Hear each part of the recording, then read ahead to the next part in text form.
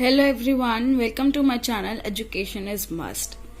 आज हम 10th class का साइंस का चैप्टर 6 लाइफ प्रोसेसेस का नेक्स्ट वीडियो बना रहे हैं, जिसमें कि हम हेटरोट्रॉफिक न्यूट्रिशन के बारे में पढ़ेंगे। तो let's start the video without wasting the time.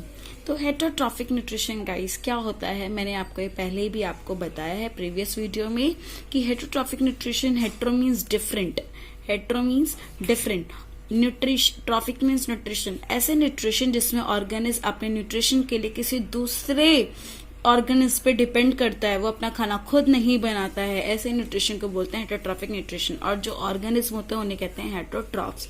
तो इस वीडियो में हम दो एग्जांपल्स के बारे में पढ़ेंगे। फर्स्ट इज अमीबा जो यूनिसेल्युलर ऑर्गेनिज्म है, और सेकेंड इज ह्यूमन बींग्स हम उनके जो कि क्या है मल्टी सेलुलर। तो हम दोनों के बारे में पढ़ेंगे, अमीबा एंड ह्यूमन बींग्स। तो firstly we take example of amoeba. तो nutrition in amoeba guys, amoeba होता क्या है? Amoeba is a unicellular organism which follow holozoic mode of nutrition.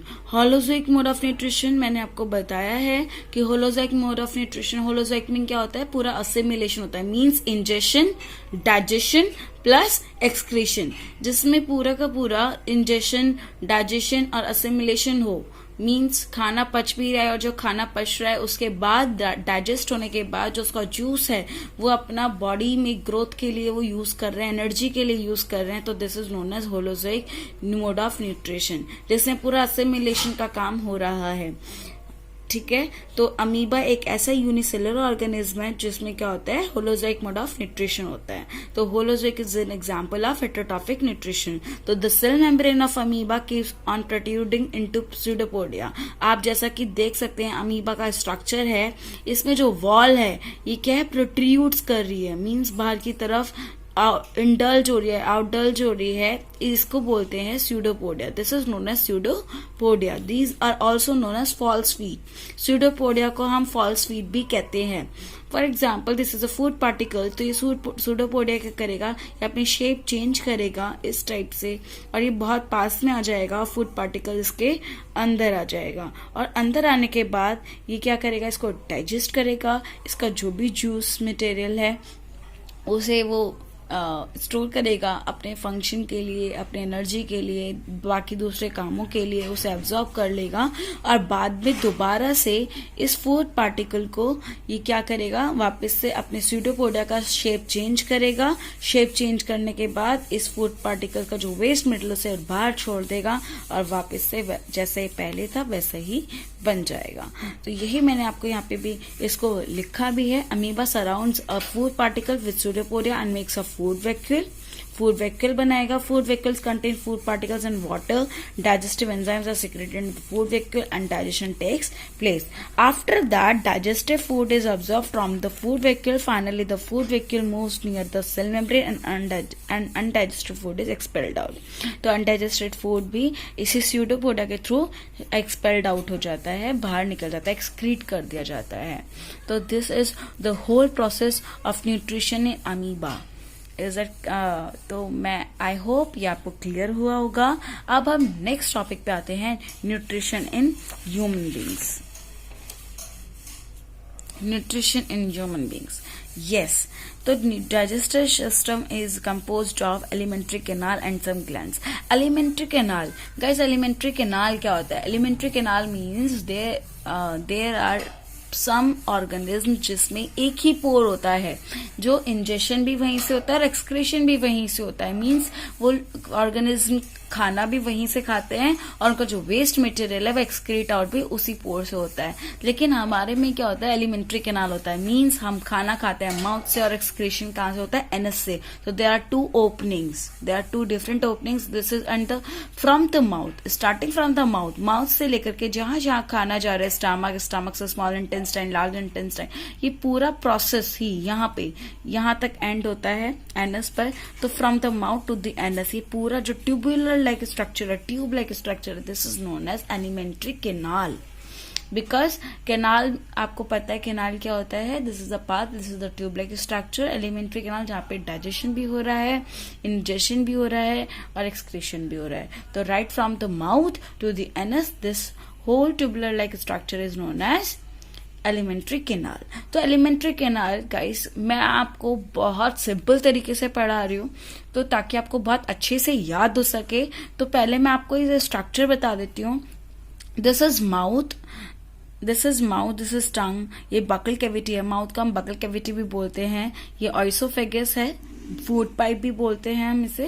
ये डायफ्राम है, लीवर, गॉल ब्लैडर, स्टमक के बाद ये आपका पेनक्रियाज है, and this is small intestine. यहाँ से आपकी स्मॉल इंटेस्टाइन स्टार्ट हो गई है।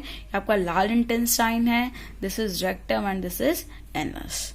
नाउ एलिमेंट्री कैनाल में सबसे पहले जो हमारा खाना जाता है वो कहाँ से जाता है? माउथ के बाद oesophagus, stomach, small intestine, large intestine, and then excrete out from the anus.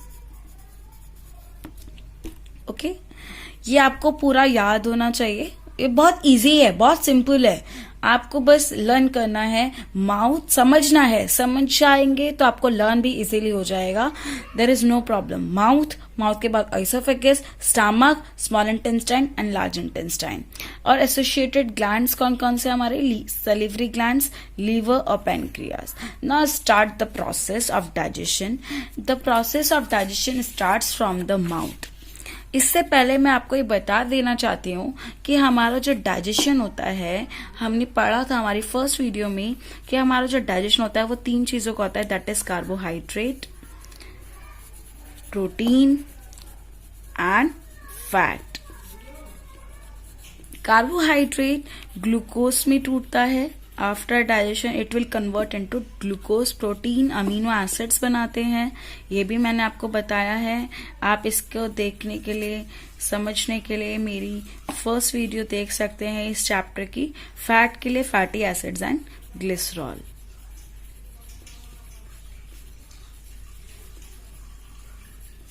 Now guys, जो माउथ में हमारा स्टार्ट होता है डाइजेशन, माउथ में जो डाइजेशन स्टार्ट होता है वो हमेशा कार्बोहाइड्रेट का होता है। प्रोटीन और फैट डाइजेस्ट कभी नहीं होते हैं माउथ में। और रिमेंबर दिस थिंग कि जो माउथ में डाइजेशन होता है दैट इज 50%। 50% जो डाइजेशन हमारा माउथ में होता है। इसीलिए कहा जाता है कि हमें एक बाइट को 32 टाइम्स हमें चबाना चाहिए, च्यू करना चाहिए, क्योंकि जितना आप ज्यादा च्यू करेंगे आपका डाइजेशन बहुत स्ट्रांग होगा, ज्यादा से ज्यादा खाना पचेगा, वेस्टेज कम होगा। और एट द सेम टाइम हमारे माउथ में इलेक्ट्रोलाइट्स भी प्रेजेंट होते हैं, लाइसोजाइम्स प्रेजेंट होते हैं, तो जितना भी अगर सपोज कोई जर्म्स वगैरह भी होंगे तो वो भी किल हो जाते हैं। तो माउथ का डाइजेशन बहुत बड़ा रोल प्ले करता है। लेकिन आज की डेली लाइफ की रूटीन में जब हमारा लाइफस्टाइल इतना ज्यादा बिजी हो चुका है तो हम माउथ पे ज्यादा ध्यान ही नहीं देते। हम बहुत जल्दी जल्दी खाते हैं, हम बिजी इतने होते हैं, हमें खाना खाने का टाइम नहीं होता कि हम बहुत जल्दी जल्दी खाते हैं। इसी वजह से हमारा डाइजेशन वीक भी होता है। तो लेट्स स्टार्ट द वीडियो। तो माउथ से हमारा डाइजेशन स्टार्ट होता है। तो माउथ में हमारे पास क्या क्या होता है? Teeth and tongue and salivary glands होते हैं। हमारे माउथ में क्या होता है? टीथ, टंग और salivary glands. Now tongue has taste buds, जो हमें टेस्ट बताता है कि कोई भी खाना हमारा खट्टा है, कड़वा है, मीठा है, टेस्ट नमकीन है, कैसा है, तो ये हमें टेस्ट बताता है tongue. At the same time it helps in turning over the food so that saliva can properly mixed in it. ये क्या करता है? फूड को अच्छे से मिक्स कर देता है सो दैट सलीवा क्या हो जाए? हमारे खाने के साथ प्रॉपरली मिक्स हो जाए। जो टीथ है, हमारे टीथ कितने होते हैं? हमारे there are 4 types of teeth. और जो हमारा डेंटल फॉर्मूला है वो है 2 1 2 3 2 1 2 3। मतलब first is incisor, canine, premolar and molar. Means हमारे माउथ में इंसीजर्स की क्वांटिटी कितनी है? There are 2 teeth of incisors. Canine कितने हैं? 1 canine, 2 premolars and 3 molars. और इनका काम, सबके अलग अलग फंक्शंस हैं।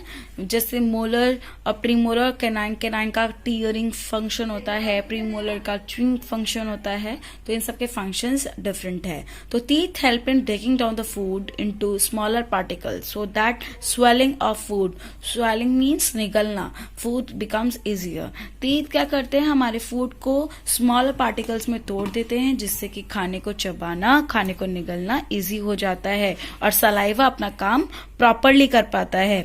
Now the saliva gland secrete saliva, saliva gland secrete करते हैं सलीवा। सलीवा में क्या होता है, सलीवा में आपके पास 4 चीजें होती हैं। फर्स्ट इज लाइसोजाइम्स, लाइसोजाइम का फंक्शन क्या होता है, जाइम्स, जाइम्स जहां पे भी वर्ड आए that means these are the they have killing function, ठीक है। तो lysozymes have the killing function, they kill the germs. Next is electrolytes, electrolytes act as buffer or maintain pH of saliva, that is acidic pH 6.8। तो हमारे electrolytes क्या करते हैं, saliva का pH maintain करते हैं और उसका pH होता कितना है, 6.8। नेक्स्ट है salivary amylase, और इसे हम टाइलिन भी बोलते हैं। सलीवरी अमाइलेज का फंक्शन क्या होता है, सलीवरी अमाइलेज का फंक्शन होता है, this is the most important enzyme present in the mouth, this is the only enzyme. तो यही हमारा क्या करता है, कार्बोहाइड्रेट को डाइजेस्ट करता है। क्या करता है, कार्बोहाइड्रेट को डाइजेस्ट करता है। मैंने यहाँ पे लिखा हुआ भी है डाइजेस्ट स्टार्ट पार्शियली, लेकिन रिमेंबर दिस थिंग गाइस कि स्टार्च का डाइजेशन तो हो रहा है, लेकिन मैंने आपको बताया था कि कैसा होगा, पार्शियली होगा, 50%, नॉट प्रॉपरली, नॉट कंप्लीटली। तो डाइजेस्ट स्टार्च पार्शियली, और जो स्टार्च है वो किस में चेंज होता है, सुक्रोज और मिल्टोज में चेंज हो जाता है। और नेक्स्ट इज वाटर, तो जिसकी वजह से हमारा खाना इजीली स्वेलो हो जाता है। और यहाँ पे हमारा कार्बोहाइड्रेट का डाइजेशन 50% हो चुका है, पार्शियली डाइजेस्ट हो चुका है। अब हमारा जो खाना है वो कहाँ आएगा, ऑइसोफेगस में। ऑइसोफेगस में आने के बाद हमारे ऑइसोफेगस में, रिमेंबर दिस थिंग, ये एग्जाम में क्वेश्चन आता है। अगर ये बच्चे 10th क्लास के वीडियोस देख रहे हैं या 12th क्लास के वीडियो देख रहे हैं, तो मैं आपको बता दूं ये एग्जाम में, नीट में भी क्वेश्चन पुटअप होता है, इवन एग्जाम्स में, बोर्ड एग्जाम्स में भी क्वेश्चन होता है कि is there any digestion takes place in the oesophagus और नॉट। तो ऑइसोफेगस में कभी भी डाइजेशन होता है या नहीं, तो रिमेंबर दिस थिंग, ऑइसोफेगस में कभी भी कोई डाइजेशन नहीं होता है, there is only peristaltic movement is takes place. तो यहाँ पे क्या होता है, taking food from the mouth to the stomach, this is the only canal system जो कि पेरिस्टलेटिक मूवमेंट होता है, ठीक है। अब पेरिस्टलेटिक मूवमेंट क्या होता है, for example this is oesophagus, this is oesophagus, this is a food particle, ये आपकी ऑइसोफेगस लाइक ऐसे है, ठीक है, बिल्कुल सीधी। अब क्या होगा, ये यहाँ पे कॉन्ट्रैक्शन स्टार्ट होगा, जब ये कॉन्ट्रैक्ट करेगा तो फूड पार्टिकल्स आगे की साइड मूव करेगा, कहाँ होगा, आगे की साइड। और तो ये आपका सीधा, ये वाली वे, मतलब ये फूड पाइप आपका सीधा, और this will cause like this, ठीक है, ये ऐसे हो जाएगा। फिर कॉन्ट्रैक्शन, ये आगे मूव करेगा और मूव करके ये वाला पार्ट स्वेलो टाइप का हो जाएगा, ये बिल्कुल सीधा। तो दिस इज द वेव, ये वेवी स्ट्रक्चर बन जाएगा। और this wavy structure is known as, this wavy movement is known as peristaltic movement. तो मैंने यहाँ पे लिखा हुआ भी है, जो रिदमिक कॉन्ट्रैक्शन होता है मसल्स का of the lining of the alimentary canal to push the food forward, तो इसी को हम क्या कहते हैं, peristaltic movement. This is the most important question, peristaltic movement पे क्वेश्चन आते हैं, तो आप इसको ध्यान से पढ़िएगा। Rhythmic contraction of muscles of the lining of the alimentary canal to the push the food forward, this is known as peristaltic movement. Now stomach, what is the stomach? Stomach is J-shaped bag-like structure, तो जिसमें कि क्या होता है, gastric juice होता है, gastric glands होते हैं। एक्चुअली हमारा जो स्टमक होता है, that stomach is made up of goblet cells, और ये गॉबलेट सेल्स क्या करते हैं, गैस्ट्रिक जूस सिक्रेट करते हैं। और इस गैस्ट्रिक जूस क्यों सिक्रेट करते हैं, क्योंकि उसकी गॉबलेट सेल्स के अंदर गैस्ट्रिक ग्लैंड्स होते हैं जो गैस्ट्रिक जूस सिक्रेट करते हैं। और इस गैस्ट्रिक जूस के अंदर क्या होता है, 3 चीजें पाई जाती हैं, that is pepsin, HCl and mucus. Now guys, सबसे पहली चीज, एचसीएल एक एसिड है, और एसिड, मैं आपको यहाँ पे एक छोटी सी स्टोरी सुनाऊंगी तो आपको बहुत इजीली लर्न हो जाएगा। पेप्सिन जो प्रेजेंट होता है, दैट इज पेप्सिनोजेन, ये इस फॉर्म में प्रेजेंट होता है हमारे स्टमक में, पेप्सिनोजेन की फॉर्म में प्रेजेंट होता है। This is inactive form, this is inactive form, ये एक्टिव नहीं है, इनएक्टिव फॉर्म। तो पेप्सिनोजेन कहता है कि मैं भाई प्रोटीन तो पचाऊंगा, लेकिन कैसे डाइजेस्ट करूंगा, जब मुझे एसिडिक मीडियम मिलेगा। क्या मिलेगा, एसिडिक मीडियम मिलेगा। अब एसिडिक मीडियम कौन प्रोवाइड करेगा, यहाँ पे एक HCl है जो एसिड है, वो क्या करेगा, एसिडिक मीडियम प्रोवाइड करेगा, ठीक है। अब एसिडिक मीडियम तो होगा, लेकिन आप खुद नोटिस करते होंगे आपके घरों में भी जब हम एसिड यूज करते हैं, एसिड से व्हाइट स्पॉट पड़ जाता है बहुत जल्दी। तो अगर सपोज हमारे स्टमक में अगर एसिड हो तो एसिड होने की वजह से हमारी लाइनिंग बड़ी जल्दी बर्न कर सकती है, राइट, हमारी स्किन जल सकती है। तो उसे प्रोटेक्ट करने के लिए कौन होता है हमारे पास, म्यूकस। म्यूकस हमें HCl से प्रोटेक्ट करता है। तो म्यूकस क्या करता है, जैसे पानी और ऑयल कभी मिक्स नहीं हो सकते। अगर मैं कभी कहीं पे ऑयल लगा दूं और पानी उसके ऊपर डालूं तो क्या पानी ठहरेगा, नहीं ठहरेगा, ठीक है, क्योंकि ऑयल वाटर को उस ऑब्जेक्ट से कांटेक्ट में ही नहीं आने देगा। तो सेम चीज यहाँ पर भी है, mucus is oily greasy like substance, ठीक है, जो क्या करेगा, इनर लाइनिंग, जो स्टमक की इनर लाइनिंग है उसे पूरा कवर करेगा ताकि HCl लाइनिंग के कांटेक्ट में ना आए। और कांटेक्ट में जब HCl नहीं आएगा तो हमारी लाइनिंग कभी भी डैमेज नहीं होगी। तो म्यूकस क्या करता है, प्रोटेक्ट करता है inner lining of the stomach. और HCl क्या करता है, एसिडिक मीडियम देता है, प्रोवाइड करता है पेप्सिनोजेन को। और पेप्सिनोजेन इनएक्टिव फॉर्म से किस में चेंज होता है, एक्टिव फॉर्म में, दैट इज पेप्सिन। और पेप्सिन क्या करेगा, फिर किसको ब्रेक डाउन करेगा, प्रोटीन को ब्रेक डाउन करेगा। और रिमेंबर दिस थिंग, प्रोटीन का डाइजेशन तो होता है, लेकिन प्रोटीन का डाइजेशन कैसा होता है, पार्शियली, यहां पर भी कंप्लीटली नहीं होगा। Is that clear? अभी तक हमने क्या पढ़ा, माउथ में डाइजेशन हुआ है पार्शियली, वो किसका हुआ है, कार्बोहाइड्रेट का हुआ है। और हमारे स्टमक में पार्शियली डाइजेशन हुआ है, किसका हुआ है, प्रोटीन का हुआ है। नाउ कम अगेन नेक्स्ट, अब फूड हमारा स्टमक से कहाँ जाएगा, स्मॉल इंटेस्टाइन। स्मॉल इंटेस्टाइन में बेटा हमारे 3 पार्ट्स होते हैं, duodenum, jejunum, ileum. Duodenum, this is the part of small intestine. Small intestine. Next is jejunum and ileum. Okay, this is the first part. Now जो हमारा stomach है, suppose this is our stomach, और वो इस type से आपका small intestine हमारी इस टाइप से स्टार्ट हो रही होती है, राइट। तो जो ये स्मॉल इंटेस्टाइन स्टार्ट हो रही होती है, तो this is the U shape. Duodenum क्या है, this is a U shape. जो ये हमारा स्टमक को स्मॉल इंटेस्टाइन का स्टार्टिंग का पार्ट है, जो यू शेप का पार्ट है, this is known as duodenum. मैं अगर आपको दिखाऊं तो यहाँ पे मैंने स्ट्रक्चर में भी बनाया था, this part, this U shape part is known as duodenum. This part is known as duodenum, जो हमारे small intestine का start हुआ है। अब now come again here, duodenum से अब खाना कहाँ जाएगा, हमारा स्टमक से खाना आएगा duodenum में, और फूड हमारा duodenum में ऑलरेडी है। लीवर से क्या आएगा, बाइल जूस आएगा। कभी भी हमारा फूड पेनक्रियाज और लीवर में नहीं जाता, लीवर से बाइल जूस आएगा और पेनक्रियाज से पेनक्रेटिक जूस आएंगे। नाउ लीवर, आपको मैं बता दूं, liver is the largest gland, liver is known as the largest gland. इसमें हमारा बाइल जूस आता है। और इसमें क्या होता है, क्वेश्चन आता है बेटा एग्जाम में कि is there any enzyme present in the bile juice, तो answer is no, there is no enzyme present in the bile juice.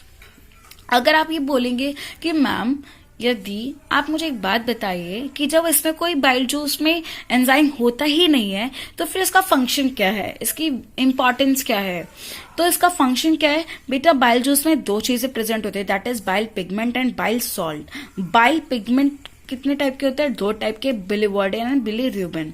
और बाइल सॉल्ट्स क्या करते हैं, बेसिक मीडियम प्रोवाइड करते हैं। अब यहाँ पर मैं एक छोटी सी स्टोरी सुनाती हूँ। देयर आर 3 मेन एंजाइम्स, तो बहुत सारे होते हैं, न्यूक्लियस होता है, मेल्टेज होता है, लैक्टेज होता है, लेकिन यहाँ पे जो 3 मेन एंजाइम्स होते हैं वो हैं trypsin, amylase and lipase. Trypsin protein को डाइजेस्ट करेगा कंप्लीटली। अमाइलेज याद है आपको, माउथ में भी अमाइलेज था। अमाइलेज का काम क्या होता है, कार्बोहाइड्रेट को डाइजेस्ट करना, तो अमाइलेज भी डाइजेस्ट करेगा कार्बोहाइड्रेट को कंप्लीटली। और लाइपेज क्या करेगा, इमल्सिफाइड करेगा फैट को। कभी भी फैट डाइजेस्ट नहीं होता, फैट हमेशा इमल्सिफाइड होता है। इसके पीछे क्या रीजन है ये भी मैं आपको बताऊंगी। नाउ सबसे पहले जो हमारा लाइपेज है वो कह देता है कि भाई मैं तो अभी काम नहीं करूंगा। क्यों नहीं करूंगा? क्योंकि जो हमारा फूड आया है स्मॉल इंटेस्टाइन में वो स्टमक से है, और स्टमक में हमारा एसिड था, तो दैट मीन्स एसिडिक मीडियम। और ये कभी भी लाइपेज कभी भी एसिडिक मीडियम में काम नहीं करता, इनएक्टिव हो जाता है। तो इसको एक्टिव होने के लिए कैसा मीडियम चाहिए? Basic medium. तो ये जो बेसिक मीडियम चाहिए कौन प्रोवाइड करेगा? Bile salts. क्लियर है? बाइल सॉल्ट्स क्या करेंगे? हमें लाइपेज को एक्टिव करेंगे ताकि ये अपना काम शुरू कर सके, इमल्सिफिकेशन शुरू कर सके, क्योंकि इसे क्या चाहिए? बेसिक मीडियम चाहिए। नाउ जो हमारा अगर आपने देखा हो जो हमारे घर में भी ऑयल वगैरह होता है, तो क्या ऑयल को हम ब्रेक कर सकते हैं, नाइफ से कट कर सकते हैं? नहीं कर सकते ना, वो हमेशा अपने आप आपस में जो उसकी चेन होती है वो जुड़ जाती है। तो हम क्या कर तो यहाँ पे क्या होता है, फैट इमल्सिफिकेशन का मतलब ही क्या होता है कि फैट क्या होता है, ये ब्रेक डाउन नहीं होता, ये छोटे छोटे ग्लोब्यूल्स में क्या हो जाता है, इसको हम कन्वर्ट कर देता है लाइपेज छोटे छोटे ग्लोब्यूल्स में, और जिसकी वजह से बाइल पिगमेंट्स, अब ये ग्लोब्यूल्स फिर से मिल सकते हैं और मिल करके फिर एक लॉन्ग चेन बना लेंगे, क्योंकि फैट तो कभी डाइजेस्ट हो ही नहीं सकता और ब्रेक डाउन हो ही नहीं सकता। तो इसीलिए बाइल पिगमेंट्स का काम क्या है, बिलीरुबिन एंड बिलीवर्डिन का, ये क्या करते हैं, इसके चारों तरफ एक लाइनिंग बना लेते हैं, जिसकी वजह से ये ग्लोब्यूल्स आपस में मिक्स नहीं हो पाते या ज्वाइन नहीं हो पाते। अब जब ये ज्वाइन नहीं हो पाएंगे और ये सीधा जाकर के क्या हो जाते हैं, एडिपोज टिश्यूज में स्टोर हो जाते हैं, एडिपोज टिश्यूज में स्टोर हो जाते हैं। ठीक है, this is known as emulsification of fat.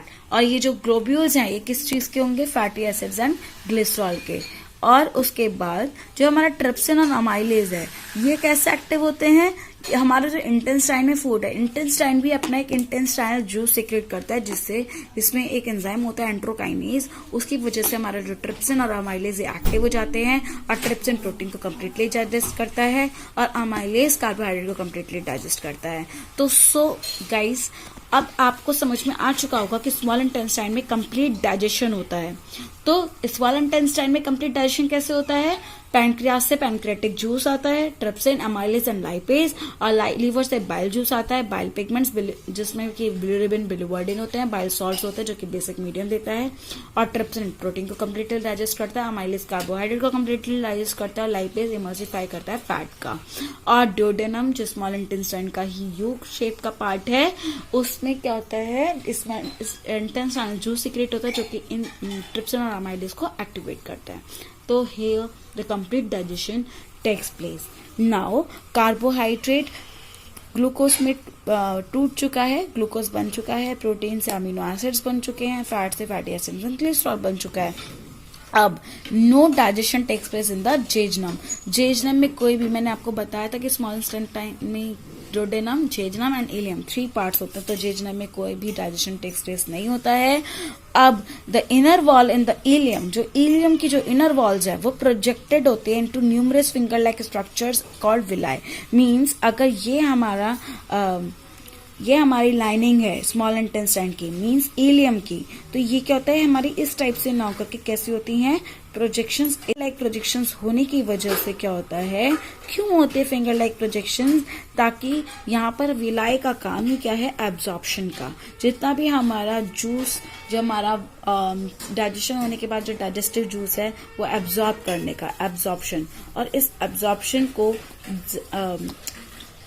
अच्छे से हो पाए, पूरी तरीके से एब्जॉर्ब हो पाए, वेस्ट मटेरियल कम हो, तो उसकी वजह से क्या होता है, यहाँ पे फिंगर लाइक प्रोजेक्शन होते हैं, सो दैट हमारा सरफेस एरिया क्या हो जाए, इंक्रीज हो जाए। तो सरफेस एरिया को इंक्रीज करने के लिए हमारे पास यहाँ पे क्या होती है, वेलाई होती है, फिंगर लाइक प्रोजेक्शन होती हैं। तो यहाँ पे मैंने मेंशन भी किया है कि फंक्शंस ऑफ विलाई क्या है, digestive food is absorb by villi, it increases the surface area so that optimum absorption can takes place, ज्यादा से ज्यादा एब्जॉर्प्शन हो पाए, वेस्ट मटेरियल जितना हो उतना ही निकले। ऐसा ना हो कि वेस्ट मटेरियल के साथ साथ जो हमारा अच्छा है डाइजेस्टिव फूड जिससे हमें न्यूट्रिशन मिल सकता है, वो पार्टिकल्स भी हमारे एक्सक्रीट आउट हो जाएं। तो इसलिए ऑप्टिमम एब्जॉर्प्शन होना जरूरी है।